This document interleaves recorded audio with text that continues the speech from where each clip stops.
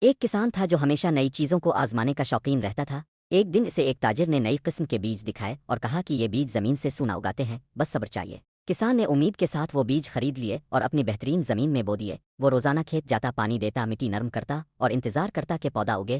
ہفتہ گزرا، پھر دو، پھر ایک مہینہ، مگر زمین بالکل خاموش تھی۔ وہ گاؤں والے ہنسنے لگے اور کہنے لگے، یہ بیج بیکار ہیں، تم نے پیسے ضائع کیے۔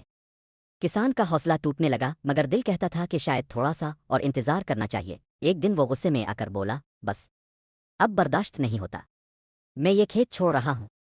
وہ اس کھیت کو ادھورا چھوڑ کر دوسرے کاموں میں لگ گیا اور نئی کوششوں کے پیچھے بھاگنے لگا۔ چند ہفتوں بعد اس کا ایک پڑوسی اس کے کھیت کے پاس سے گزر رہا تھا۔ اچانک اس نے دیکھا کہ زمین میں چھوٹے چھوٹے سبز شگاف ابھرتے ہوئے دکھائی دے رہے ہیں۔ نئی قسم کے وہ بیج آخرکار مٹی چیر کر اوپر آ رہے تھے، صرف تھوڑا سا مزید انتظار چاہیے تھا۔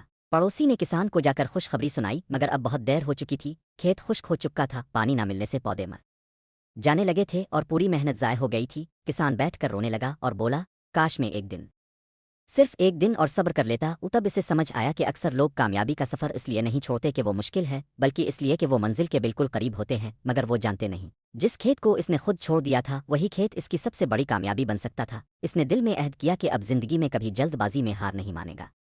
آپ کا ایک لائک اور سبسکرائب مجھے مزید بہتر مواد بنانے کا حوصلہ دیتا ہے، ضرور سپورٹ کریں۔